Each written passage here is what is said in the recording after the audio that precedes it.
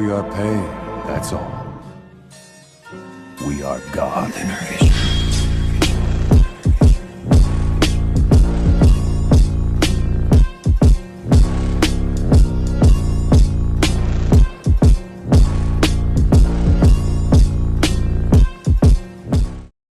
Yo guys! This is part 9 of What If Naruto was sent to another dimension. A different custom. A different language. A different time. A different dimension. Damn it Kakashi, where the hell did your Kamui send me? Don't forget to hit like and subscribe and check the author in the description. Let's start. Chapter 21. Naruto was well bored by the time he reached the council building. While the memories from earlier were pleasant, there were only so many times a guy could run over them in his head. He had offered to the council servant that he could just run ahead, but his suggestion had been politely refused and then asked to remain seated. Before the cart had even pulled to a stop, Naruto all but kicked through the doors and landed heavily outside, stretching his arms wide. "Man, why does that trip always seem to get longer and longer?" While stretching, the well-dressed frog walked up and bowed. "Mr. Uzumaki, if you would follow me." Casting a lazy eye over the interesting creature, Naruto pushed his fists into his back, popping a few vertebrae before falling into line. Stuffing his hands into his pockets, Naruto looked over the usual features as he yawned. Looked like nothing had changed as of yet. Being led to the usual wooden doors, he was beckoned inside. Wandering up to the raised pedestal, he sighed as he looked up at the shadowed faces of the council. Noticing one with a seemingly pale complexion and long dark hair though, Naruto grinned brightly and waved. "Altair-chan. I'm back." While she didn't wave in reply, the blonde saw the upturning of her ruby-red lips in a smile. It seemed she had to be all-important and official for the moment, so that would have to suffice until a more natural greeting later. As Gurren Doma stood up, the rest of the council seemed to quieten, even though there was no noise from them before. Taking his position, the imposing man looked down at the boy. "Uzumaki Naruto. We have called you in today to offer you a mission of great importance." Raising an eyebrow, Naruto let him continue. "It has been brought to our attention very recently that a dangerous structure is in the middle of being constructed. What is more distressing is that it is nearing the stage of construction where it is operational." Moving to say more, Naruto cut him off. "Hang on, you say this thing is nearly operational, yet you only just found out about it? That doesn't sound too great for the resume." The tall man's eyes hardened as he glared down at the young ninja. Taking a moment to compose himself, he carefully selected his next words. "Be that as it may, we are still taking it very seriously, whether the information was given to us now or several months ago. Now, if I may continue." Stealing an angry gaze at Naruto, he saw the boy wave his hand in a proceeding manner. "What we wish to do is to officially record its progression of construction. We want to know how big it is, what kind of people are working there and anything else of information you can gather for us." Nodding, Naruto leant on the guard rail before him. "Alright, sounds interesting. What will I get out of it then? This sounds pretty dangerous if you know what I mean." He locked his sharp eyes with Gurren's and held a form of a staring contest. Neither budged until a shadowed council member stood up. Naruto couldn't see who it was, but instantly remembered his voice as the creepy fellow who stopped Urza all that time ago. "Gurren, with all respect, I believe he is right. We can't send someone like this off without some form of incentive." His shadowed face turned to look down at Naruto. "Uzumaki, what would you say to 500,000 jewels as payment?" Snorting, Naruto grinned. "I can make that much back at Fairy Tail in about 5 of the local jobs. This is a bit more risky than cleaning boats." A hushed wave of whispers then ran through the elders at the statement. Another person, this time a lady, stood up and pointed down at him. "Preposterous. That is bordering an S-rank mission payment." Shrugging, Naruto raised his hands behind his head. "Whatever you say. If you don't believe me, go check the job book." It seemed the grumpy old lady had more to say until she was cut off by Urza's acquaintance. "Ha, you sure are an interesting fellow Uzumaki. Fine then, how does 2,500,000 sound?" Yet another council member stood up in outrage. "What? How can you expect the council to pay a person that kind of sum?" Laughing easily, the man held a hand out. "Please, relax everyone. I shall meet the council halfway in the amount. Is that suitable to you, Uzumaki?" Narrowing an eye, Naruto looked up at the shadowed man. His speech was pleasant enough and the offer was incredibly generous, but his gut trusted Urza and Urza didn't like this guy. He still didn't know why, but she had her reasons. She wasn't the kind of girl to do anything without a solid reason. Still, he was supporting the council in a group forum, so there wasn't too much room for him to use to manipulate things. For the moment, Naruto decided he'd take the job. Alright, sounds fair. Is there anything else I should know of for when I get there? Retaking his position, Gurren looked down at the team. The building under construction has the title of the Tower of Heaven. It is an our system project that we thought we had destroyed. There were 7 in total, but this 8th one has only just been found. It is a powerful magic, capable of resurrecting the dead but at a horrible price. Be on guard for powerful mages though, as anyone capable of keeping such a massive construction hidden from us would take a great deal of strength and intelligence. Beginning to stretch, Naruto nodded. Alrighty then. Directions to it please. Frowning, Gurren shook his head. You need not worry. The tower is located off the coast of the Selim Kingdom. We will have the council guard take you there by our fastest coach and then we will take you the remainder of the way via boat. Swapping stretch positions, Naruto laughed. Thanks and all, but trust me when I say it'll be way faster if I just run. Raising an eyebrow, Gurren studied the teen. What he was claiming to do was nothing short of a human miracle, but not much was known about his abilities and he had managed to defeat a former member of the Wizard Saints. Internally shrugging, Gurren held a hand out. Travel south of here until you come to the ocean. From there, it is across the strait on the closest side to Selim. Winding an arm around in a windmill, Naruto nodded. Lovely. Be back soon. Standing outside, Naruto was doing some last-minute leg stretches when he felt a familiar presence behind him. Checking over his shoulder, a smile broke out on his face. Altair-chan. Coming to wish me good luck on my first test from the council? She closed her eyes and allowed a small smile to grace her face. You certainly pick up on things quickly despite your external appearances. Yes, I have come to wish you all the best on the mission. Master Seagrain wished me to come and pass on his well wishes as well. Raising an eyebrow, Naruto stood up. Seagrain? The dark-haired beauty nodded. Indeed, he was the man who offered you the mission payment. He is a very generous individual. A slight frown tugged at Naruto's eyebrows but he hid it. Yeah, he seems to be. Say thanks for me will you? Again Altair nodded. I'll be sure to. Grinning, Naruto then raised a hand. Well, I'll be off. I'll be back in time for another walk around the gardens if you're interested. Giggling softly, the lady nodded. I would enjoy that. Turning, Naruto took a step then paused and looked over his shoulder. Just quickly, do you know if Seagrain had any prior relationship with Urza by any chance? Frowning, Altair placed a finger against her lip in thought. Titania? No, not that I know of. Why do you ask? Naruto shrugged. Oh, just curious. I seem to get the impression she knew him at some point. Ah well, not to worry. Catch you later. Nodding, the beautiful woman remained silent as Naruto kicked off the ground powerfully, rapidly surging away into the distance. Dashing along, Naruto couldn't help but wonder about that strange lady. She seemed like a reserved enough woman, but there was something odd about her. It didn't worry the blonde too much though, as he knew she'd tell him whatever it was eventually, cause that's what friends do. Jumping a rock, Naruto landed and crossed his fingers. Instantly surrounded by 20 or so identical replicas of himself, Naruto grinned. The distance required to travel was going to take a while by even his standards, so why not try a little training while at it? The clones around him all brought their hands together in the ram seal as they focused their chakra.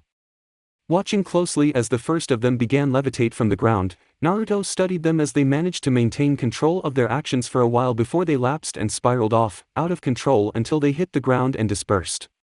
Sifting through the experience instantly transferred back to him, Naruto nodded. Sometimes you gotta run before you can walk. Holding the ram seal, Naruto started jogging along with his clones flanking him, all copying him. Pushing the energy into his feet, Naruto jumped and focused on turning the now wind-natured chakra beneath his feet into a jet of sorts. Feeling the instant jump in acceleration, Naruto stretched his hands out wide with a cry, his arms flapping about wildly as he tried to control his trajectory. Hearing similar such results happening all around him, Naruto fought for control for a while longer before the jet overpowered him and sent him into a dizzying barrel roll. Seeing the flash of ground pass his vision, Naruto tensed and huffed heavily as the wind was knocked from him. Closing his eyes as he tried to catch his breath, the blonde heard his clones all smack into the ground around him like little meteorites. Feeling the influx of memories, he gulped in another breath as he organized his thoughts. Taking another 30 seconds, he then stood up. Coughing once, Naruto crossed his fingers again and once more was faced with a number of clones, this time closer to the number of 50. Stuff being all restraint in his use of clones, flying was damn fun and he wanted to learn now.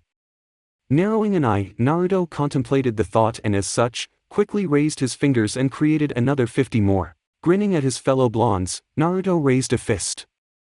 "Let's get this down." Hearing a joyous cry of approval, Naruto laughed and jumped into the air again, flanked by the 100 chakra constructs. It took a few hours and many crashes, but eventually Naruto began getting the feel of the unique technique.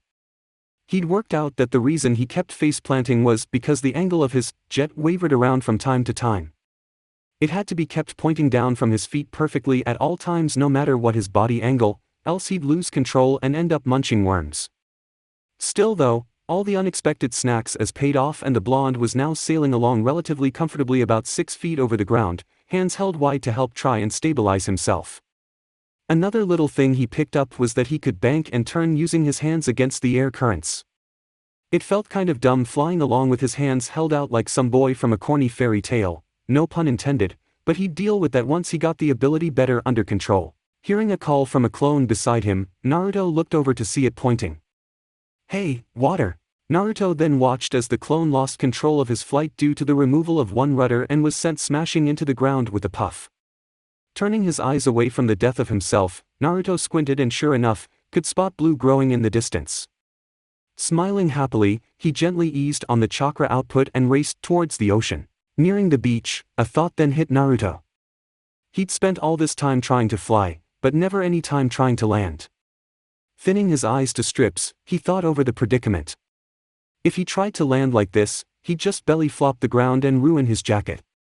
That was something to be avoided at all costs. Trying to work it out, Naruto then heard Lucy's voice start floating through his head. Frowning as he tried to recall what she said, the blonde groaned. Remembering lectures was never a strong point of his. As he tried to remember, several words like downward force and greater than began to flick through his mind. If he remembered right, then it had something to do with pushing yourself up. A light lit up in his mind as an idea sprung forward, causing the blonde to grin and let himself fall forward in a front somersault. The blonde ended up on his back with his legs out in front of him, pushing the wind chakra out before him, grimacing as he fought for his control and balance as the powerful jet was now turned into a powerful brake. He felt more than saw his clones follow his lead, the memory of several losing control and smacking into the ground coloring his mind. Try as he might though, Naruto eventually lost control and flipped over towards the sandy beach. Throwing his hands out, he landed in a heavy handstand and cushioned his fall with a roll. Jumping to his feet, Naruto turned and looked back to see 3 or 4 clones execute the landing perfectly, the rest of the flock smacking into the ground much the same as he did. One of the clones closest to him then let out a laugh and pointed a mocking finger at him. "Ha! How do you feel? You face-planted while us 3 landed perfect. We should be the original, not you." Growling, Naruto pointed a finger back. "Yeah, well I'll be getting all your memories so in your face." Canceling them before they could retort, Naruto sighed and rubbed his head. Stupid clones. 1 or 2 of them always seemed to pop up from time to time. Turning back to look out over the water, Naruto brought a hand to his brow and squinted out against the bright sun. It didn't look like anything was out there, so Naruto guessed that this kingdom must have been a long way out. Dropping his hand, Naruto grumped. Times like these called for a tree or something for an aerial view. Rolling his eyes as soon as the thought crossed his mind, Naruto pushed the wind back under his feet and felt the unstable feeling return. Pushing against gravity, Naruto took to the sky, rising high above the ground and ocean. Looking out at the horizon as his view increased, Naruto squinted and tried to spot anything that resembled land. As he continued to rise though, Naruto began to find it difficult to see anything due to some weird fog that had started rolling through. It looked like there may have been something in the far distance, but it was hard to see. Looking around in frustration, Naruto tried to see where it was coming from. He then looked down and froze. It seemed like while he hadn't been paying attention, he had accidentally risen high enough to touch some low-lying clouds. Unfortunately, low-lying still meant 300 or so feet. Doing his best to hold himself steady, Naruto took even breaths as he tried to figure out what to do. "Okay Naruto, just breathe, you got this. Cut a little power, drop slowly and all will be right." Cutting a bit more than expected, Naruto began descending rapidly, his arms flapping around wildly while he cried out. Quickly upping the power, Naruto felt himself level out and he heaved a sigh of relief. A 300-foot plunge to the earth was not on his to-do list. Composing himself, Naruto then took a breath and tried again. Following that then were a series of uncoordinated drops and stops as Naruto did his best to get himself down safely. It took a while but eventually Naruto cut power about 10 feet over the ground and dropped to the safety of the ground. Wiping his forehead, Naruto let out a nervous chuckle at how he managed to get out of that. Still, he had managed to spot a thin line of brown off in the distance, so the unplanned trip to the clouds was a success. Not quite willing to risk his luck again by flying over the water, the blonde jumped out over the surf, landed on the salt water and took off into the distance. Wiping his brow, Naruto shook off some stray dots of sweat and looked around. It felt like he had been running for an hour, but it could have been anything out here. The land behind him had all but disappeared and the blonde was left with nothing but the sun to keep his course straight. As he ran though, Naruto began to notice some floating fish. Their physical appearance was incredibly weird, but their bodies were being rocked around by the gentle wave fairly lifelessly. Frowning, he detoured over to one of the closest ones and knelt down. Poking it, he wrinkled his nose and stood up. His finger had punched a hole through its bloated flesh easily, indicating it had been out here for a while. It was a bit interesting though that it hadn't been devoured by fellow sea life after its death. Turning to look out over the horizon, Naruto spotted another few fish scattered out at large intervals across the ocean. Frowning, the blonde narrowed an eye slightly. One fish may have been a coincidence, but 2 or even 3 was definitely an indication something was wrong. If they were all uneaten, then it meant their predators were also either dead or had fled the waters. While not an expert, Naruto knew that usually meant poison. Turning to look up at the sky, Naruto noticed a gathering of dark clouds off in the distance. It didn't seem like much, but their rather localized position seemed a bit unnatural. The trail of fish seemed to be roughly clustered in that direction, so with a kick, Naruto headed out. Nearing the clouds, Naruto looked around cautiously as the ominous darkness enclosed him. He'd spotted a tall, dark pillar a way back and Naruto would bet his beautiful jacket that was the so-called Tower of Heaven. Dashing across the water, he neared the rocks and jumped up onto land. Crouching, he looked up at the massive building. Riddled with shadows, the absolutely enormous building stretched way up into the sky, the tip of the thing a tiny bulb in the distance. Closer to the base, Naruto could see that massive metallic pipes made up the foundation of the thing. Chunks of oddly placed gold nuggets and giant cogs stuck out from the tubes, seemingly having no rhyme or rhythm to their placement. Below that, and what Naruto was currently standing on, was an enormous craggy platform created from hundreds of spiky rocks jutting up into the air from the ocean, all varying in size from Naruto's height right up to 70+ feet. Rugged paths twisted and wound their way along from the water's edge up to the base of the tower. That was where things got tricky. Spotted along the pathway were numerous guards, all wearing the same gray trench coat uniform and mask that hid the upper half of their faces. Each also seemed to have a long spear that Naruto guessed was able to conduct magic. If that wasn't enough, about half the guards he could see had these massive things leashed to them. They were completely hairless, looking like massive pink rats with the legs of a bulldog. The largest of them stood at double the height of the guards, their gigantic, underdeveloped heads raised high in the air, their snouts twitching as they sensed the air. Where most animals had eyes, these things just seemed to have more mouth, as the lip line seemed to travel right back to meet their thickly set neck. Vicious teeth protruded from the upper and lower jaws as they snarled, the gleaming white shards meshing cleanly but looking like they could cut smoothly through steel. Some of the things even looked like they had wings, indicating they could probably fly. Thick, studded collars were secured around their necks, and Naruto guessed that those things were the only thing that stopped the creatures from turning on their masters and eating them whole. While they had no visible eyes, ears, or nostrils, they still seemed acutely aware of their surroundings. Reaching down, Naruto picked up a small stone and lobbed it over the guards. They didn't seem to notice, but the nearest of these things watched it intently. Suddenly one lashed out as the stone passed it, snapping its maw around the projectile before grinding it to a salivary paste. The guard cried out in anger, pulling on the thing's leash and making it sit beside him. Damn things. Honestly, Master Jalal should have reconsidered using these as guard dogs. They are way too dangerous. Another guard spoke up after the first spoke, amused with his reaction. Perhaps, but you must admit they are amazingly effective in battle. Grumbling, the first guard shrugged. Maybe, but I still don't like the idea of it turning on me. I've seen too many other guys get eaten by their dog. Laughing cruelly, the second guard shook his head. Bah, that doesn't matter too much. Most of them were weak anyhow, so their dog must have sensed it and turned on them. Tuning out from the conversation, Naruto frowned. So these things were extremely perceptive of their surroundings, much more so than their masters in any case. It seemed they were even able to feel the fear of the humans around them, turning on the ones that didn't seem like they were in control. Getting past these things by air or foot was going to prove a challenge, but Naruto had a bit of an idea. They sensed fear. The most powerful ball of malice and fury lived within his stomach. If Naruto used even a small amount of the Kyuubi's chakra, they should in theory feel the effect far more than anything else.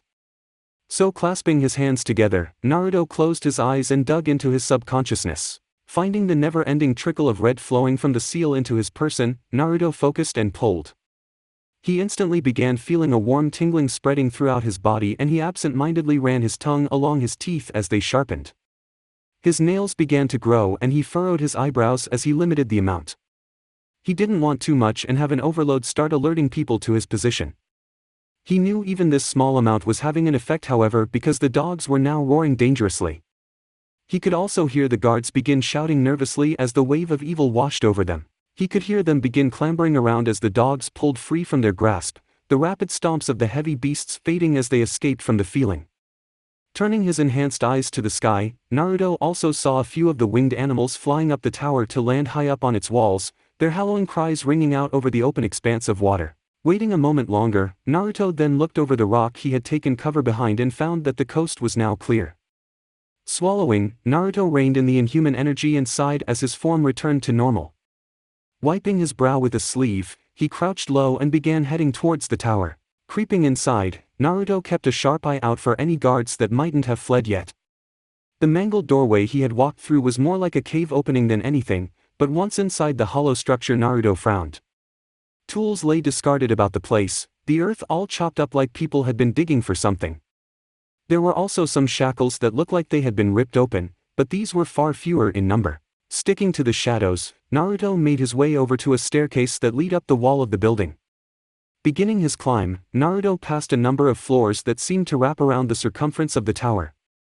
All along the walls were metal cages, doors wide open and looking like they were in a state of disrepair. He could almost hear the voices of the people past who used to live in those enclosures, and it did not sound good. Looking higher, Naruto saw the stairs continued upwards for another 100 feet before disappearing into a solid stone ceiling. He hadn't seen anything since setting foot in the tower, so the blonde picked up his pace. Reaching the entrance to the ceiling, Naruto pushed up on the trapdoor and looked in. It was a clean room with nothing all that interesting to look at. Several corridors ran into the walls from where Naruto could see, so he guessed that was his next move. Taking a quick look around, Naruto pulled himself out cautiously and dropped back into the shadows. Holding himself still for a moment, his blue eyes flashed around before confirming no one was present.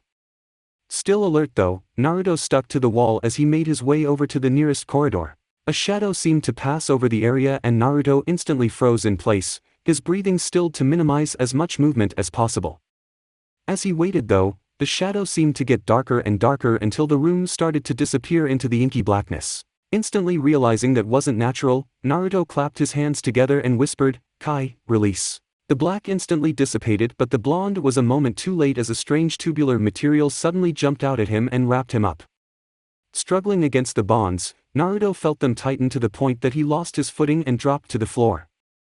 Landing in a heap, Naruto looked up and saw two figures walking towards him from the far right hole in the wall. "You should stop struggling, otherwise my kitty restraint tube will tighten to the point where you can't breathe." Stilling his movements, Naruto observed the first of the two as they neared him. She was a young girl, maybe a bit younger than Urza and a bit shorter. She had the most interesting face however, as she looked more like a cat than anyone Naruto had ever seen before.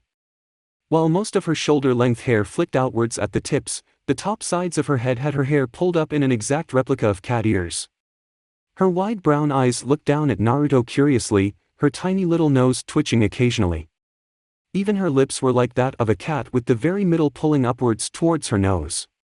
She had a pair of triangle tattoos with her side of her cheeks, with the points of them facing her nose. Her actual clothes were fairly normal, her pretty pink blouse showing through an unzipped yellow coat. She had this short, frilly, pale pink skirt on that was topped off with white, thigh-length stockings and blue shoes. Nodding, Naruto relaxed to show he understood. "Alright. Mind telling me how you knew I was here?" "I couldn't sense anyone." A snort drew the blonde's attention to the next person. "All I will tell you is that Jalal was right in wanting to capture you. To have reached this far with only his notice is impressive." Frowning, Naruto tucked away that name for future reference. That was the second time he'd heard it. Whoever this Jalal fellow was must be pretty powerful to be able to observe him without detection. Still, Naruto catalogued the speaker as he walked. He was a massive man, his size comparable to that of Elfman's. He was shirtless, revealing his broad chest and shoulders to the world. A wide, embroidered cloth hung over his left shoulder though, draping down to be tucked into his sash, along with a single green, wrist-length sleeve down that one arm. A pair of long baggy pants covered his lowers, revealing a pair of simple boots below. His face however was incredibly distinctive, much like his partner. His had a turban wrapped around his hair and an eye patch covering his left eye. The most unique part of him though was the massive armored metal plate that seemed to cover his entire lower jaw line from ear to ear. Teeth were fashioned into it as well to give it a more intimidating appearance. Watching them calmly, Naruto waited until their feet stopped in front of his face before looking up. The second he did though, the girl let out an amazingly high-pitched squeal and knelt down right before the startled blonde. Her eyes widened even more so until they seemed to fill her face, her hands clasped before her in an endearing manner. You have whiskers just like a kitty cat. That is just so cute." She then reached out and began stroking his cheeks, the girl literally purring with the excitement. Unable to really do anything, Naruto just looked at her companion. Must she really?" The man shrugged. "She has a thing for cats and your interesting facial marks have aroused her curiosity." Struggling to sit up, Naruto felt the bonds tighten around his chest. Hearing a disapproving hum from the girl before him, Naruto looked up as the girl sighed. "What did I just say? The more you struggle, the tighter they get. You can't even use any magic either because they suck out your magic power." She then smiled sweetly at him and patted his head sympathetically. Rolling his eyes, Naruto looked up at the man. "So, will you just leave me here or?" Shaking his head, the man bent down and lifted the blonde up with ease. Draping him over his shoulder, he started walking. "No, you will be taken to a prison cell. We don't want you interrupting anything." Doing his best to ignore the girl as she continued to stroke his hair, Naruto frowned. "You mean with the resurrection of someone or something?" The man looked over his shoulder at him and hummed. "You seem to know a bit about what is going on." "Yes, we must keep you away from things." Shaking his head, Naruto heard the girl laugh sweetly in amusement and reach out to tickle him under the chin.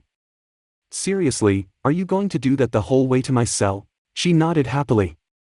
"Yup, 'cause you look just like a kitty." Groaning, Naruto resigned himself to the affection as they continued to walk. Finally reaching the cell he was to be kept in, Naruto was dropped against a stone pillar. He felt the tubes around him wriggle about as they expanded, most probably tying him to the rock behind him. Looking up at his captors, Naruto frowned. "You know, you guys don't seem all that evil. I mean, the guards outside were nastier than you." The girl just shrugged and smiled while the tall man sighed. "I believe being evil or not has nothing to do with it. We simply need something that Jalal can offer us." Naruto raised an eyebrow. "Surely there's gotta be a better way. I mean, is something like this really that important?" The man shrugged. "It doesn't matter to you. All I can offer you is the advice to sit tight and just stay here.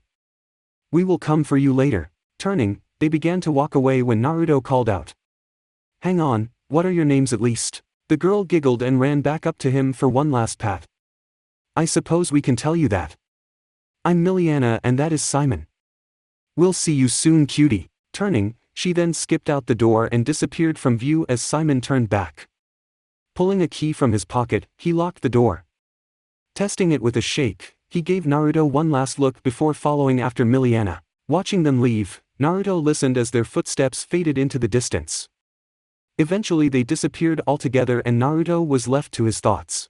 So, what he had worked out thus far was that this guy Jalal was manipulating Miliana and Simon for something that he probably wasn't going to uphold in the end. His type never did. Jalal, however, was a powerful dude that could watch Naruto's movements even while he himself was completely hidden. That made silent travel pretty much impossible. Nothing of any real interest was found on the floors he had passed though, so Naruto guessed that the bulb thing on the top floor was where all the action was. It was also most probably where he'd find Jalal. While he wasn't originally out to question him, Naruto's cover was well and truly blown, so there was no real reason why he couldn't go and say hi quickly. All he had to do was free himself of the bands. Looking down at them, Naruto tried shuffling around again. While elastic, they instantly tightened against him and restricted his movement even further. Had he been a normal mage, that would have presented a problem. It was a good thing he didn't have a drop of magic in him then. Pulling chakra into his muscles, the blonde began straining against the bonds. They seemed to squeak as they tried to pull back against the opposing force as Naruto's muscles bulged. Unfortunately for them, a highly conditioned ninja reinforced with chakra was something well past their strength threshold. With a final rubbery squeak, they snapped and instantly dissipated into the air. Pulling himself to his feet, Naruto rubbed an arm as he looked at the cage. Holding out said arm, Naruto let his chakra begin to manipulate the air around it, and then he pushed in some nature manipulation to sharpen things up. Walking over to the iron bars, he stuck his hand through the gaps and the mini tornado instantly shredded the barrier. Metallic clangs echoed through the empty hallways as Naruto stepped through, his ears ringing from the intensity as the bars hit the ground. Chuckling to himself, Naruto looked around. If Jalal hadn't known he'd escaped, then he sure as hell knew now. Looking up, Naruto saw another ceiling 100 feet up. The rapid tapping of someone running in his direction reached his ears, so Naruto wasted no time. Channeling chakra to his feet, Naruto pushed off and began shooting up towards the roof. Hearing a disbelieving cry beneath him, Naruto grinned and held his arms out in front of him. The handy tornado sprung to life as Naruto fed the chakra into the air, the vortexes picking up pace as more energy was forced into them. Hitting the roof with a thump, a grinding sound filled the room as Naruto bored his way into the ceiling easily, his body disappearing into the rock. Exploding out the other side, Naruto found himself in a similar room, though this time it was filled with guards all along the floor and walls. Groaning as they all shouted in surprise, Naruto did his best to pick up the pace. Unfortunately, word spread fast and a large number of guards and their dogs jumped into the air from above, all their scents honed in on the flying blonde. Crying out as the first attack just barely missed him, Naruto then had to start performing a number of mid-air maneuvers that he hadn't had a chance to try as he dodged the airborne assailants. Twisting and flipping his way through the guards, Naruto found himself smacking into the sides of the dogs more than once, sending them flying away into the walls from the force of the hit. He never really planned any of those tackles, but hey, if it works, it works. Bursting through the last of them, Naruto looked up to see the roof only a few feet in front of him. Crying out, instinct took over and Naruto thrust his hand out, a bright blue light exploding into life before eating away at the ceiling with ease. Chunks fell down around him as he burst through, the chakra to his feet cutting off and sending him up into the air before gravity took hold again and pulled him to the floor. Landing heavily on his stomach, Naruto groaned and looked over. Turning to look back at his hand, he then realized he had somehow managed to pull a Rasengan out of his ass, no clones or anything. Sitting up, he looked at his hands happily. He must have finally learned how to do it over time, but never realized since he always used his clones. Oi, don't you move. Looking up, Naruto sighed as he saw 50 spears leveled at him, the sharp ends all glinting dangerously. Standing up, he then cried out in pain as something jabbed him in the back. I said don't move. Growling, Naruto crossed his fingers. Kage Bunshin. Instantly surrounded by 70 clones, Naruto pointed out at the shell-shocked guards. Sick M. The floor then turned to chaos as an all-out war started between the 70 identical blondes and the guards that once surrounded the original. An orange streak then popped out from the dust, propelled along by an air jet as he continued his ascent. A frown was on his face as he glared at the next roof. He just hoped the next room was Jalal and not more guards, cause he was not in the mood. 2 rooms filled with guards later, Naruto exploded through the roof and into an entirely different floor. Cutting off his energy, Naruto dropped to the floor and looked around. It seemed he had stumbled into the main overseer's room. A large blue crystal protruded from the floor in the middle of the room, a lacrima if Naruto could remember correctly. Spreading out from it was an intricately designed decoration that encircled the base of it. A few doors sat at the front of the room, light shining in through them softly. At the other end of the room sat 2 massive pillars stretching up to the ceiling.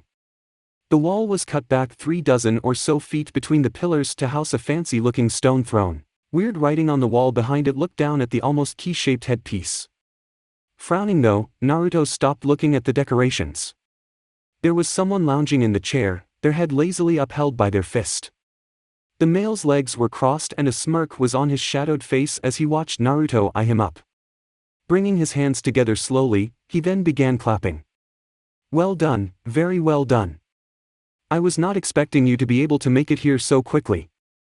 I guess I underestimated you." Squaring his shoulders, Naruto jutted out his chin. "You Jalal?" Laughing, the man shook his head. "So blunt and to the point." "Yes Uzumaki, I am Jalal." Widening his eyes, Naruto pointed at him. "Oi, how do you know my name?" Smirking, the man stood up lazily. "Oh, I know 1 or 2 things about you."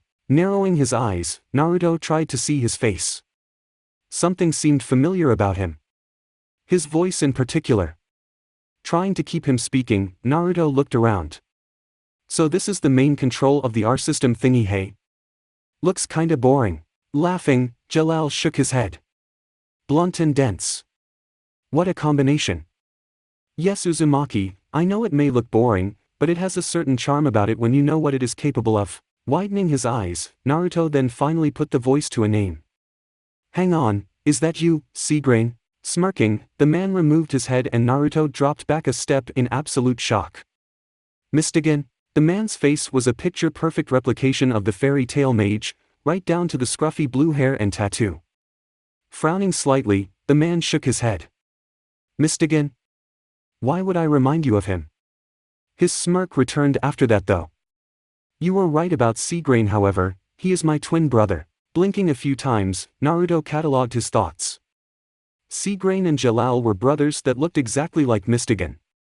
The only thing Naruto could come up with was that Mistigan had come from that other world he had spoken of, so that must have meant that this man before him was his Earthland counterpart or something like that. Shaking his head, the blonde focused. "Whatever. What I wanted to ask you was why you wanted to bring back some dead guy." Sighing, Jalal put a hand on his hip. "Really, all these questions and I don't even get to ask one? That's not very sporting." Naruto gave him a flat look. "You just said you knew 1 or 2 things. That usually means you know a whole lot more." Shrugging, the smile returned. "Maybe, but I still have questions such as where do you come from? What is your magic? I know about a great deal of mages in this world and I know ones with your power level are hard to be kept hidden." Treading carefully, Naruto shrugged. "Just lucky I suppose. I never went out in search of fame." Jalal hummed. "I'm sure there's more to that than what you just told me, isn't there?" Naruto remained impassive. "Maybe, maybe not. So you gonna answer my question now?" Laughing, Jalal shook his head. My, so abrasive." "Still, you gave me an answer in a form, so I'll give you one. I'm not just wanting to resurrect a dead guy, as you so eloquently put it, I want to create paradise. I just need his help." Pointing a finger at the mage, Naruto shook his head violently. "Oh no you don't.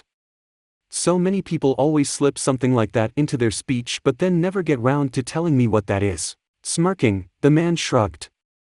"I suppose I could humor you then.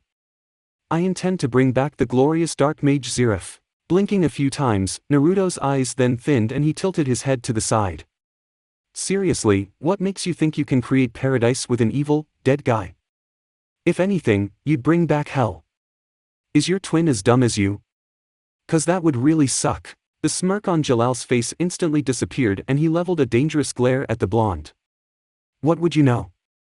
A rookie mage who got a lucky break into the 10 Saints couldn't hope to comprehend the wonders Zirif can provide." Frowning, Naruto considered the mage. You sure do know an awful lot for someone who's been stuck out here for ages. The man didn't blink. I have good informants. Now, I have much more pressing matters than my curiosity into one strange little blonde enigma. If you'd just go back to your cell, that would save me much time. I doubt you'll do that for me though. Lowering his center of gravity, Naruto focused on him. Nope, things to do, places to be. A strange gold aura then began to glow around the mage as he heard Naruto's refusal. He began smirking and Naruto's eyes widened as he saw something in the man's eye begin to change. A strange, light purple, oblong ring began to encircle his left pupil, opposing arms sticking off either side of it. His smirk changed to a tainted grin as his clothes began ruffling around from the wind his power generated. Well, I'll just have to take you there myself, won't I? Chapter 22. Naruto watched as the power continued to billow out from the mage before him. While it was growing slower than he expected, he still wasn't about to underestimate Jalal. The man was a complete unknown, so anything he could do could potentially be life-threatening. Deciding that he'd watched Jalal glow for long enough, Naruto took the initiative and withdrew a kunai. His hand flashed and Jalal had to duck his head to just avoid catching the projectile to his forehead. Growling, the man looked at the tool embedded in the wall behind him. You're eager to have some bones broken, aren't you? Frowning, Naruto just held a hand out as he lowered into the first stage of the Kawazu Kumite, frog kata. Don't think I'm going to let you keep charging your energy. Come at me. Smirking, the man crouched. As you wish. Flickering from sight, Naruto's eyes widened as the blue-headed mage phased into existence behind him, arm reared back for an attack. His limb shot down to knock Naruto's head from his shoulders but was taken by surprise when Naruto disappeared. Looking down, he saw the knife Naruto had thrown at him a moment earlier now in his place, dropping to the floor. Over here, stupid. Suppressing a growl, Jalal looked up. Don't be surprised if I kill you, B. The sentence was cut short as an immensely powerful uppercut snapped his head backwards and lifted him off the ground. Before he could even think, a roundhouse kick then embedded itself into his guts, forcing air and spittle from his gasping mouth as he shot back and slammed into the wall. Struggling to regain his breath, Jalal looked up and saw two Narutos smirking at him. For some reason though, the blonde nearest to him seemed to have smoke coming off him was standing right where that knife had been. Chuckling, Jalal pulled himself from the crack and dusted himself down. Is that the best you can do? Not much for a supposed wizard of the 10 saints. Naruto raised an eyebrow and pointed at Jalal's shirt. Yeah. I saw a badge of your own just before I sent your ass into the wall, so you can't say jack. Looking down, the mage saw his medallion had indeed fallen from his shirt. Tucking it back securely, he shrugged. Well spotted. I'm currently only at half power though. Think of it as a friendly handicap between fellow mages. Both blondes frowned and crouched. You'd want to rethink that unless you like having your teeth kicked in. Laughing, Jalal's glow picked up again. Whatever you say. Flashing away, both Narutos trained their eyes on the fighter as he shot around the outsides of them. Whatever this ability he was using was giving him phenomenal speed that rivaled even fuzzy brows from home. Raising an arm, Naruto blocked a high kick and returned one himself. Ducking, Jalal then dived forward in a burst of speed, tackling Naruto to the ground. He took a solid knee to the gut as they landed but ignored that as he plowed a fist into the blonde's face. He heard a muffled yelp before the teen beneath him suddenly went up in an explosion of smoke. Blinking in surprise, Jalal almost missed the other Naruto as he charged in, a glowing blue orb in his hand. Flattening himself against the ground, the mage shot a hand out and snagged Naruto's foot as he shot past. Crying out as he went head first into the ground, an explosion rocked the building as that blue orb in Naruto's hand detonated, the surprisingly powerful attack punching a massive hole through the floor. Pushing himself off the ground and jumping back, Jalal whistled and laughed as he saw Naruto shaking debris from his hair. Well now, that was a bit unexpected. I guess that temporary position of yours is actually somewhat earned. Standing, Naruto pulled a stray lock of hair from his eyes. While interesting, the fight itself wasn't really a part of the mission. What he needed to do was get back to the council guys, tell them what they wanted and then eat. He was getting pretty hungry seeing he had skipped lunch. Naruto then tensed as he watched the mage raise an arm. A dark ball began forming in his palm, growing outwards until it was the size of a Rasengan, spiraling sphere. Smirking, the mage clenched his fist and crushed the strange ball. Time to take you back to your cage, boy. Feeling something unnatural, Naruto looked down and saw what looked like a number of translucent black and purple worms sticking up from the floor under his feet. Instinct kicked in and the blonde jumped high into the air, but the worms were fast. Lashing out, one caught his foot and before he could blink, Naruto found himself wrapped up in a prison of the weird things. Instantly a painful spasm rocked his body as the tainted energy constricted him. Gritting his teeth, Naruto looked through the murky walls and saw Jalal standing near the sphere, smirking while he watched Naruto wriggle in pain. "Well, I guess you did all right. I expected a little more from you, but I suppose a temporary saint can only do so much. Anyhow, it's time to take you back to your cell." While inside the sphere was painful, it still didn't compare with much of the pain Naruto had experienced in his life. Hell, training was usually worse than this. As Jalal turned away, Naruto grinned and forced his hands together. Kawarimi no Jutsu, body replacement technique. His chakra reached out and touched Jalal. The second it did, it gave the mage a mighty tug and instantly replaced Naruto's position with Jalal's. Hearing the surprised cry from behind him, Naruto turned and looked up at the man. "Don't think you can take me so easy. Anyway, I'd love to stay and fight, but I really must be going." Turning, Naruto looked at the nearest wall and charged. Holding his hands out, tornadoes once again sprung to life around his arms as he dived into the wall. Boring a hole clean through it, Naruto popped out the other side and looked down. Probably should have thought that through a bit more. Resisting the urge to panic, Naruto focused on pushing his chakra to his feet and he felt the saving wind begin to lift him up and rescue him from the 300+ plummet to the ocean. Holding his hands out for stability, Naruto pushed and began escaping over the water. An explosion behind him only made him try fly faster, but a powerful shoulder charge to the center of his back ruined that plan. Spiraling around uncontrollably, Naruto let out a yelp as he tried to stabilize himself. Not even thinking, he pushed chakra to his hands the same way he did to his feet and he instantly felt himself regain much control. Leveling out, Naruto released a shaky breath and looked up at the blue-haired man. He was grinning confidently down at the blonde as he once again enshrouded himself in that gold glow. "Ha, so you can actually fly. That's a rare ability. It looks like you only just learned how though, so this means you're in my element now." Raising his knees, the mage then kicked off an imaginary platform and shot towards Naruto. Letting his fighting side take over, Naruto cut the chakra flow to his feet and felt himself drop like a stone.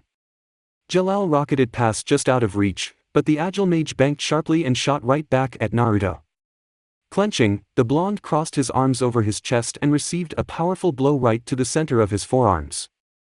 His downward fall instantly changed to a horizontal one as the force of the hit knocked him back. Shaking his arms out, Naruto pulled feeling back into his hands before spreading his arms and legs out.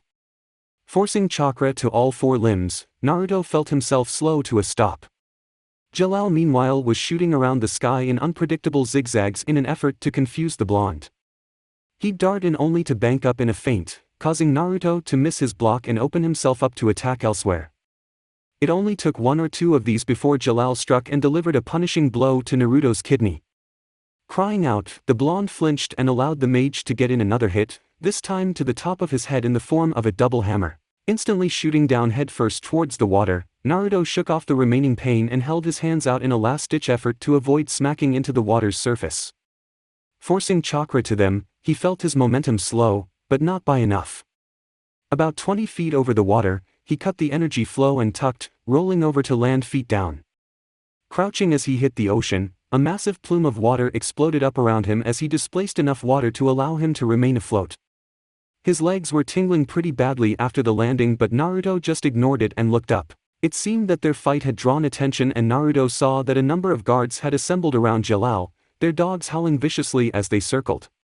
Seeing his chance, Naruto didn't hold back. Pulling upon the foul chakra within him, Naruto instantly saw a red haze cover his vision. Looking up, he smirked happily as the dogs instantly went haywire, the overload of the Kyuubi's chakra stressing them out to an uncontrollable degree. Guards were sent screaming from their seats on the dogs' shoulders as they bucked about, the flailing enough to rip the reins from their hands. Ignoring that, Naruto focused on Jalal as he looked around in frustration, having to dodge the crazed animals as they began attacking each other in the air. While still clear-headed, Naruto was tainted enough by the malevolent chakra to want to get in one last hit on the arrogant mage. Focusing on a dog, he clasped his clawed fingers as the animal passed right beside Jalal. Smirking, he lashed his chakra out and snatched the animal from its place in the air. Jalal didn't stand a chance. Fueled on adrenaline and a little bit of demonic chakra, Naruto appeared behind the mage with a hand raised high in the air. Smacking down with incredible open-handed slap, Naruto howled as the blunette was sent rocketing into the sea. A tremendous explosion of water shot up into the air with a boom, the force sending Jalal deep into the murky depths. Looking around, Naruto saw that any remaining dogs and their guards had all fled from him, the fear-inducing aura around him having done its job well. Smirking, Naruto took one last look at the still churning water where Jalal hit before turning and shooting off towards Fiori in a flash of red. It had taken a while for Naruto to completely rid himself of the Kyuubi's chakra, as the intoxicating boost of speed it was giving him while flying felt incredible. The red streak shooting out from behind him was a freaking awesome touch too. Still, the blonde knew he shouldn't have really been using it like this in the first place and reluctantly let it fade. He definitely had to give it a go with Senjutsu, sage techniques, later though. Having passed well back onto Fiori ground, Naruto was heading back for the council when a voice he hadn't heard for a while entered his mind. "Human, can you hear me?" Raising his eyebrows, Naruto nodded despite the fox not being able to see. "Yeah, I'm here."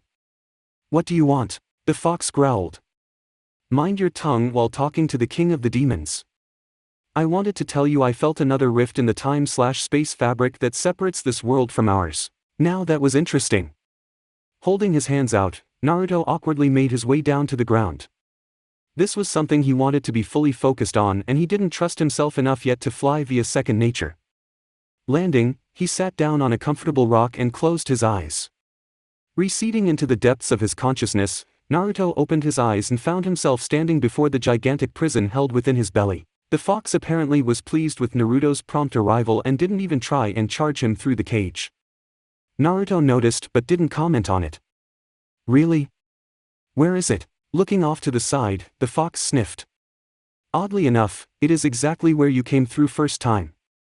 It even has the scent of the man who calls himself your sensei on it." "Okay, now that was very interesting." Naruto nodded and looked up at the fox. "Anything else?" The monster shook its head. "No. I suggest you hurry. I wouldn't want to miss our chance at getting home due to your incompetence." Brushing off the insult with ease, Naruto let himself fade from sight. "Don't you worry, I want to get home just as much as you." Just before he faded though, he heard the fox call, "Tell me what you find, brat. I wish to know what is happening." Mission or not, this called for a detour. Standing, Naruto called upon the natural energy surrounding him and felt the powerful force fill him. It looked like he'd get a chance to try out Senjutsu flying earlier than he expected. Easily spotting the fresh chakra signal, Naruto crouched before jumping powerfully from the ground, the jet from beneath his feet exploding to life at the apex of his leap and rocketing him towards the horizon. Looking down over the tree tops, Naruto glanced around as he neared the chakra signal. His original landing point was right around there. Pushing his feet out in front of him, Naruto's forward momentum was quickly halted. Holding his hands out a bit wider, Naruto manipulated the air around his outstretched limbs and easily dropped towards the ground. Senjutsu sure made landing easier. Hitting the earth with a thump, the blonde waved away the cloud of dust he generated and ran over the bit of a hill. Excitement began pooling in his chest as he neared the area, his lungs tightening at the prospect of finally getting home. Had Kakashi come to get him? Maybe someone else. Oh, he hoped someone, anyone he knew was here. If only to find out if everyone back home was okay. Unfortunately, it was none of those things he hoped for. Instead, a scroll lay tightly wrapped on the ground, the Hokage's seal on it. A little put out, Naruto still knew it was better than nothing. Reaching out, Naruto couldn't help but think that this may have just been a joke. He hadn't heard anything at all about home for so long, and then all of a sudden this. The thought only lasted a moment, however, as Naruto's hand clamped around the reassuringly physical object and picked it off the ground. Now that it was in his hand, the realization properly sunk in and a smile began creeping across his face as his chest started heaving rapidly in anticipation. Sliding a fingernail under the seal, Naruto popped it up and slowly pulled the scroll open. The first thing that greeted his eyes was the elegant handwriting of the current Hokage, his beloved Tsunade-chan. Grinning stupidly, Naruto couldn't help but feel a touch of his homesickness fade at the familiar writing style he was used to. Dropping carelessly to the floor, the blonde crossed his legs absently and began reading. "Naruto. You stupid, insatiable, frustrating, bullheaded excuse for a ninja. Where the hell have you gone and landed yourself?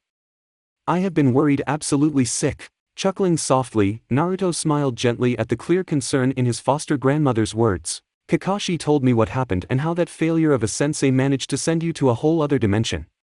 Don't you worry, kiddo, I dealt with him ever so severely for that. What the hell was he thinking, trying to use Kamui, authority of the gods, around you? Anyway, all I can say that I am so very happy to hear you are okay. Do you have any idea how many wrinkles you're giving me?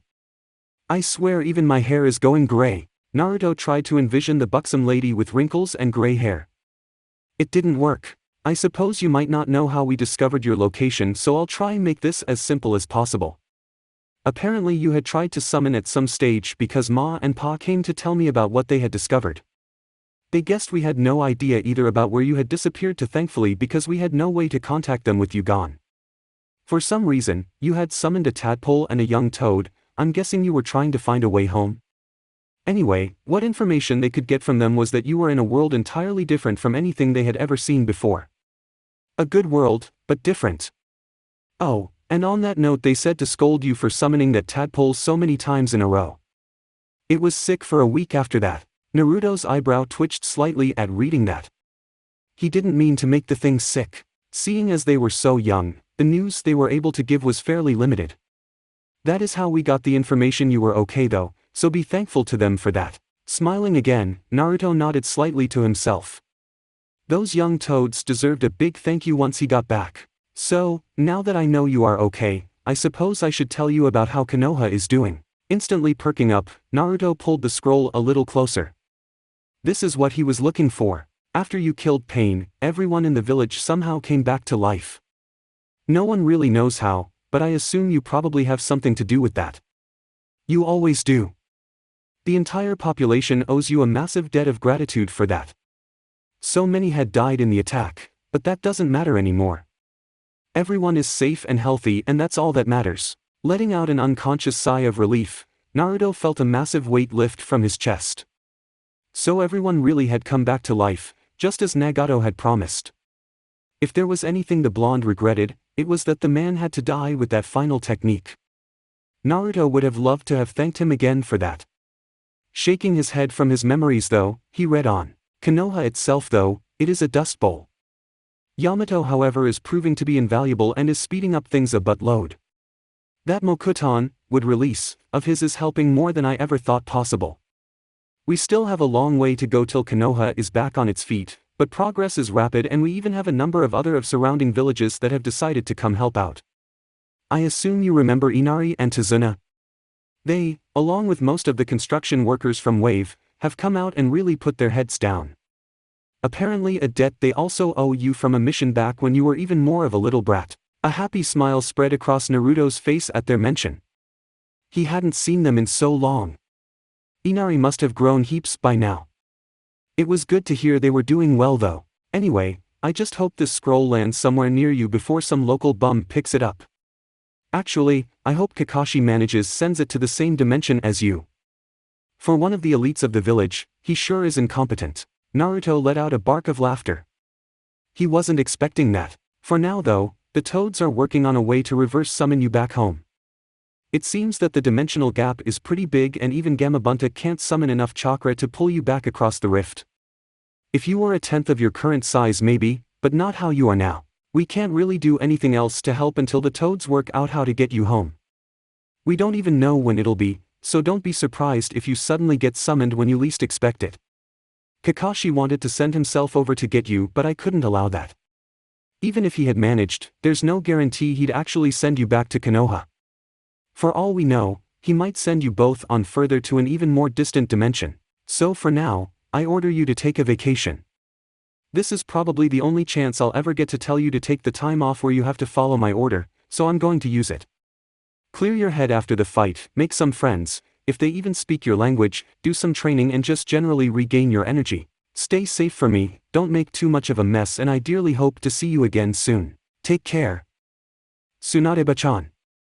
Lowering the note, Naruto looked to the sky with a sad smile and tried to swallow the lump that had formed in his throat. He was so relieved that everyone was safe after the whole fiasco, But the note had reawakened his longing to see everyone again. It was a good thing that Tsunade had ordered him to take time off, otherwise he'd be right back out there trying his damnedest to get home. Actually, remembering the council thing, Naruto sighed. Take some time off from ninja business perhaps, but this stupid stuff the council now wanted was just another chore. He was meant to be relaxing, damn it. Remembering the fox, Naruto decided he'd best let the fuzzy know what he'd found. Sinking into his mind again, Naruto found himself looking up at the massive creature. It turned its head to the side slightly so it could see him better. Well, having the scroll in hand when he went down, Naruto opened it up in his hand and quickly read the contents again. Well, it seems that Konoha is okay, thankfully. My friends too. Growling, the fox head butted the cage. I care less for that mud hole less than I care for you. Tell me what I really want to know. Unable to resist, Naruto smirked. Ah, you care for me. Kyubi pulled a face like he tasted something foul. Don't flatter yourself, human. I only care for my own survival, which happens to be tied to yours. The second I'm free, however, is the second I kill you. Frowning, Naruto shook his head. That's not how you ask for information. If looks could kill, Naruto would have been hung, drawn, and quartered all at the same time right there and then. Brat, you will tell me what I wish to know, or so help me I will ruin your precious little life here. Realizing he was starting to push boundaries, Naruto relented. Even if his dad's seal was holding that thing back, Naruto didn't doubt it'd find a way to create mayhem around him. Quickly scanning the scroll, Naruto looked back up. Apparently the toads are looking for a way to reverse summon me home. We're a long way from out dimension though, so not even Gamabunta can generate enough chakra to pull me home. Once they do though, it's back to the elemental nations with us. Smirking, the fox leaned back on its haunches. That's more like it, brat. I like that news. It is frustrating that I have to be stuck here for an indefinite period of time, however I can wait. You can leave me now, I am satisfied for the moment. Not really wanting to hang around much longer in the sewer of his mind, Naruto nodded and faded from view. Opening his eyes, Naruto sighed. Pulling himself resignedly to his feet, Naruto carefully sealed the scroll away. Reaching up and tightening his headband, Naruto nodded to himself. After this little game was over, he was going on a trip to a beach somewhere to lie in the sun, drink unhealthy carbonated drinks, maybe take Mira-chan along and perv on some scantily clad women. Aside from Mira, of course, his eyes would be on her most of the time. She didn't seem to mind if he looked at other girls though. Hell, if he worded the question right, she might even help him spot some. Smile now firmly etched onto his face, Naruto stretched. Hearing a stream burbling not too far from where he was standing, Naruto wandered over and took a long drink. Standing, the blonde now felt more refreshed in body and soul than he had in a while. Twisting several times, he heard his back pop before jumping into the air and letting his newest technique carry him away. Landing before the council building, Naruto allowed him a little giggle. Flying was freaking awesome. It made him feel like a superhero or something. Looking up to the sky, Naruto saw the horizon bathed in beautiful reds and golds as the sun sunk over the mountains. Nodding to himself, the blonde promised himself a feed fit for a king after this for a job well done. Dusting himself down, he walked in and was instantly greeted by a council servant. Bowing deeply, the frog held a hand out. If you would be so kind as to follow me, Master Uzumaki. Naruto. Now used to the formal speech, Naruto just nodded and let the frog lead the way. Reaching the usual door, Naruto didn't even wait for it to open for him and simply pushed his way through. Smirking at the surprised guards that manned the doors, Naruto strutted right past them and jumped up to the pedestal. He didn't have to wait long for Guren to step forward. The man looked down at him with raised eyebrows and cleared his throat. Well now, when you said you would be faster than our carriages, I didn't expect you to be quite that fast. Still, we thank you for your prompt assessment of the situation and await your response. Nodding, Naruto looked around the expectant forms. Yeah, well, that our system thing is pretty well completed like you said. It's gotta be like 500 feet tall or something stupid like that. It's just enormous. Ha, if I wanted to bring back some dead dude I sure wouldn't do it like that. Nodding, Guren motioned for him to continue. It seemed like there used to be workers there, slaves or something, but they had all left well before I got there, like a few months before I got there. There were a ton of guards and they had these creepy, hairless, giant rat things that were all teeth that they called dogs. Naruto heard a surprised whisper run through the mages, but it was too soft and scattered to be understood. I also ran into these two people who were helpers. Willing helpers, but they didn't seem evil. Just mislead. Seagrain's voice then floated down from the side. Can you describe them to us? Naruto nodded. Yup. One was a cat girl. She had this crazy hairstyle that made her hair look like ears. She also had these weird triangle tattoos on her face that pointed for her nose. She had a pink blouse and skirt combination on with a yellow jacket. The other was this huge dude with an iron jaw. He had an eye patch too, covering his left eye. Baggy pants, shirtless, had this weird rug thing draped over his shoulder that was tucked into his sash. Oh, and he also wore a white turban. Their names were Miliana and Simon. Seeing Seagrain's head nod, Naruto frowned. There was also one other person too. You might know him. He said he was your twin. A loud gasp filled the room as all eyes locked onto Seagrain. Hearing a sigh from the mage, Naruto crossed his arms. So it is true, hey?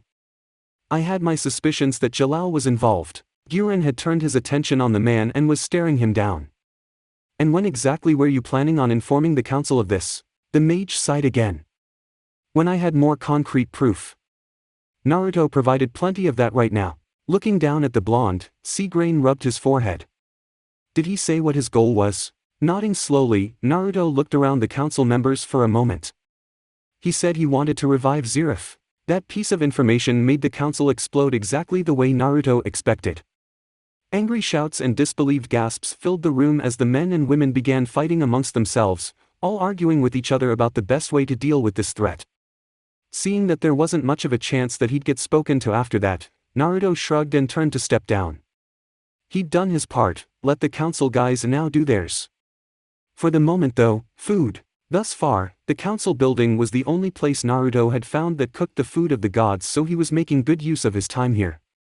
The last hour or two had passed rapidly, uncounted bowls lying strewn about the table, all practically licked clean of their brothy goodness. Grinning up at the struggling servant, Naruto grabbed a bowl from the top and pointed at a clean section of the table. Just throw those there for the moment. I'll get to them in a sec. Dropping the several packed bowls, the frog wiped its brow with a sleeve before piling up all the empty bowls in its arms. Pulling them from the table, a loud clank sounded out from above the amphibian as Naruto expertly tossed his now empty bowl to the top of the stack. Resisting the urge to groan, the servant managed a partial bow before stumbling back to the kitchen. Blissfully unaware of his attendant's plight, Naruto tucked into his next bowl happily. Slurping up the arrangement of noodles and other goodies, his eyes closed up while a smile curled the edges of his lips. Sighing pleasantly, Naruto distantly detected a person's presence as they neared him. Slowly opening his eye, he saw the dark-haired beauty smiling down upon him as she had when they had first met. Giving her a quick smile, Naruto stuffed his mouth with the rest of the bowl and dropped it. Taking a moment to swallow, Naruto let out a burp and motioned to the vacant seat beside him. Altair-chan. You don't have to stand, join me. Smiling softly, she slid into the offered chair gracefully. Watching as Naruto tucked into another bowl, she smirked. I guess I'll have to wait until you finish before we can go on our walk. Smiling sheepishly, Naruto nodded. Yeah, if that's not too much. I cannot find anywhere else that does such amazing ramen, so I'm getting my fix now. Rolling her eyes, Altair placed her elbow on the table and rested her cheek in her palm. You realize most guys would drop everything to even accompany me for a walk down the street? Chuckling around a mouthful, Naruto swallowed. Yeah, but I also realize I'm not most other guys and I make a point never to drop ramen. Besides, I bet you'd just find them annoying. The fact you're willing to wait for me while I eat shows you enjoy my company. Smiling disbelievingly, the beautiful woman shook her head. Every time I speak with you, I feel like I'm just talking with a fun-loving buffhead and then you go and say something like that. You truly interest me, Uzumaki Naruto. Picking up the last bowl, Naruto smiled happily. That's cool, 'cause you interest me too. You're so different to the girls back home. Raising an elegant eyebrow, Altair tilted her head slightly. Back home? Realizing his slip, Naruto smoothly covered with a simple lie. Yeah, back in my home village. There's a girl there I like, but she doesn't like to be kept waiting. and doesn't tolerate perversion all that well. It usually ends up pretty painfully. Frowning, Altair then shrugged. Well, who you do or know not like isn't up to me, but she sounds a bit misguided. At least with the perversion side of things. I take it if you even mention anything about a lady's physical form she snaps. Raising his eyebrows, Naruto nodded. Yeah. How did you know? She smiled softly. I have met 1 or 2 women like that. They are in denial of their own hormones if they think every little look is perverted. I like how a male's body looks, and I can certainly tell you like how a lady's body looks, if our first meeting was any indication. Chuckling, Naruto nodded. Yeah, you caught me. Shrugging, the council member pushed herself to her feet. I take it as a compliment, so thank you. Are you finished? Never had a woman thank the blonde for checking her out before. Grinning widely, Naruto gave her thumbs up. No problem. If you ever need a confidence boost, you know where to find me. Giggling to herself, she reached out and slapped his arm gently. Now that's a little more perverted. Shrugging, Naruto pushed himself up too. I can't help what makes me tick. They then walked from the dining hall and out into the moonlit garden. Again, they were mostly silent as they walked, simply enjoying each other's company. Comments were made about certain flowers and plants that caught their interest, but that was about it. As they walked though, Naruto couldn't help but sneak glances at the woman beside him. The silvery light of the softly glowing orb in the sky seemed to light up shimmery, winking colors in her face and hair that wouldn't have otherwise been seen in the sun. Turning his head away to avoid being caught, Naruto bent down to look at an interesting little plant with odd leaves that caught his attention. His eyes may have been on the plant, but his mind was elsewhere, like on the girl beside him. Looking back, Naruto finally met her eyes. It seemed she had been staring at him too. Grinning, Naruto pointed at her. Caught you. A very light blush seemed to dust Altair's cheeks. She ignored it and wrinkled her nose. Only now. I caught you 5 minutes ago. Pausing, Naruto grumbled to himself and stood up. That wasn't how it was meant to go. Altair didn't seem to mind, however, simply giving him a knowing smile before moving on to the next object of interest in their walk. A couple minutes later into the stroll though, Naruto's eyes lit up as a thought came to mind. Hey, how come you aren't up with the other members? I'd have thought you'd have to be involved with them after that thing with Zirif. Sighing, the woman nodded. Yes, I should be. I still am technically.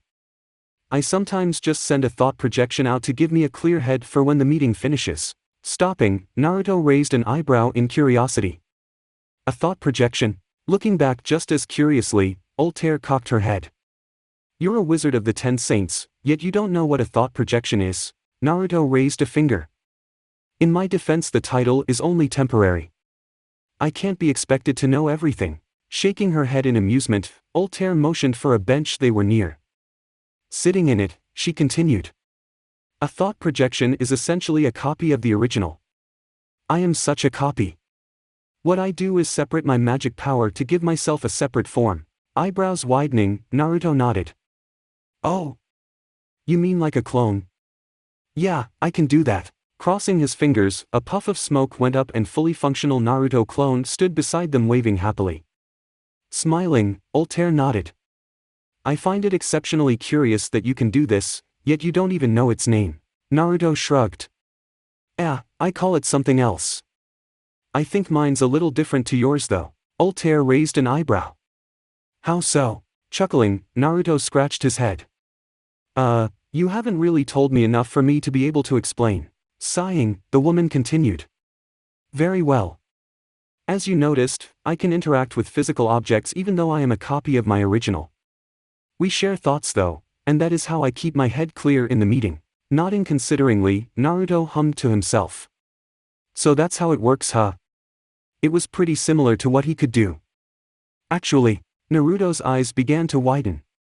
Looking up at his clone, he saw the chakra construct had the same thought. Whipping his head back to face Altair, he looked her in the eye. Altair-chan, listen to me very closely. I want you to tell me what is happening in the meeting right now. Furrowing her brows in confusion, Altair sat up a bit straighter. I don't follow. Naruto shook his head. You'll know soon enough if I'm right. What is happening? Frowning, the woman retrieved her original's thoughts. Well, They are talking about what they want to do with Jalal and the Tower of Heaven. Master Seagrain is actually pushing to have it destroyed, despite his brother being in there. Naruto leaned in, a hand on the woman's arm. How? Leaning back, Altair blinked. I can't tell you. That is council business. Growling, Naruto jumped to his feet. Are you gonna fire some massive attack at it? The woman said nothing, but the slight stiffening of her posture gave it away.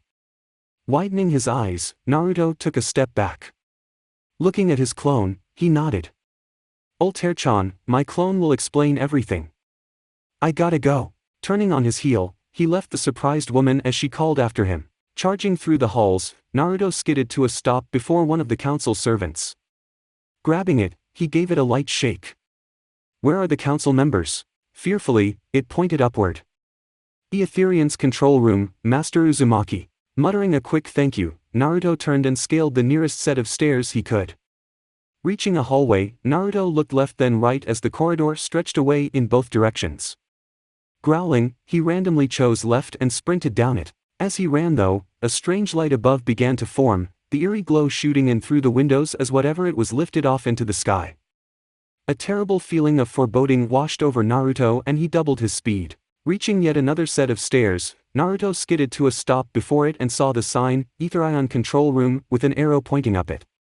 Not sparing it a second glance, Naruto turned and ran up the stairs taking 8 at a time.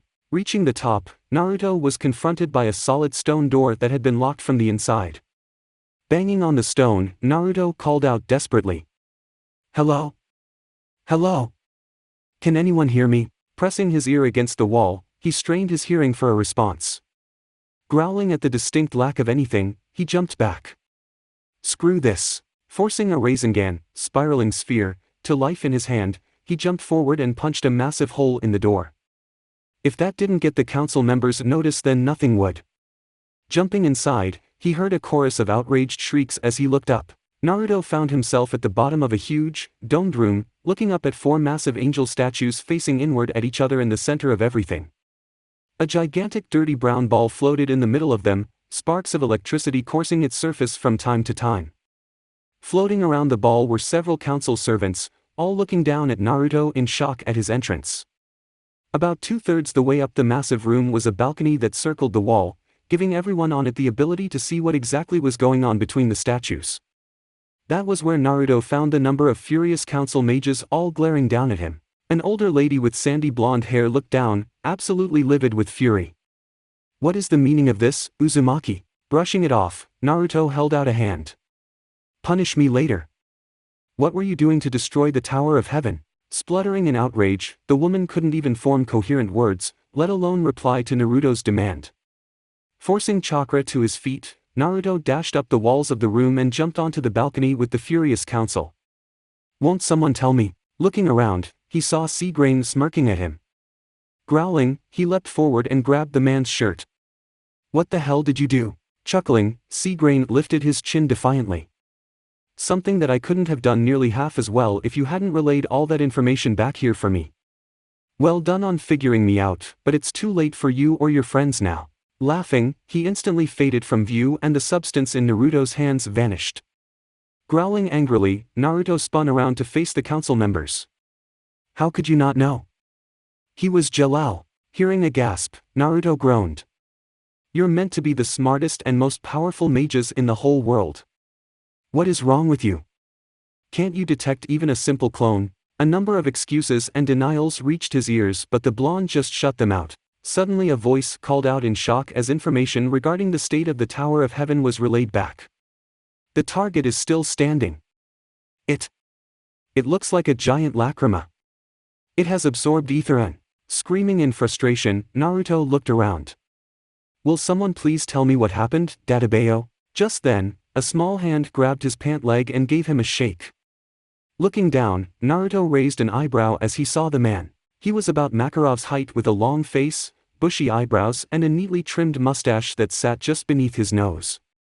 He had a simple, striped orange shirt on with a pair of pale pants and shoes, but it was what was on his head that got Naruto. Just like Makarov, it was the weirdest headpiece, sort of like a brimless cap but then with 3 thick, fabric protrusions sticking up out of it, looking like it had been designed with a hunter's blade in mind. Looking up at him urgently, the man frowned desperately. Uzumaki, I plead of you, follow Seeger, Jalal and try stop his plans. The council decided to destroy the tower with the magic satellite square, Aether Ion, yet it seems that the tower has absorbed it. None of us here can move at the speeds you can, so until we can get to the Tower of Heaven my trust must rest with you. Eyes widening, Naruto didn't respond and instead turned, pushed a Rasengan to life in his hand and charged at the nearest wall. Lashing out with a cry, Naruto blew a hole clean through the solid stone and jumped through without a second thought as wind exploded out from his feet and sent him rocketing away into the dark sky. They could complain all they wanted about the hole, but Naruto was way more worried about what Jalal was trying to pull. He just hoped he could get there in time to stop him. Come on, come on, come on, come on. Pushing himself as far as he could, Naruto strained his eyes as he tried to spot the massive tower in the distance. Before he saw the tower, however, he saw explosions accompanied by gigantic jets of flame shooting into the air. There was only one mage who he knew who could do that. While not the strongest mage, Natsu was pretty durable, so Naruto was fairly sure the boy must have thrown a sizable wrench into Jalal's plans. What he was doing out here, however, was a bit of a mystery. As he neared the tower, Naruto's eyes widened when he saw the metamorphosis. Where rock and stone used to be stood a massive blue crystal, the jagged spikes sticking up from the ocean, reaching hundreds of feet into the air. Shooting in, Naruto stretched his feet out and landed with a solid crunch into the crystal.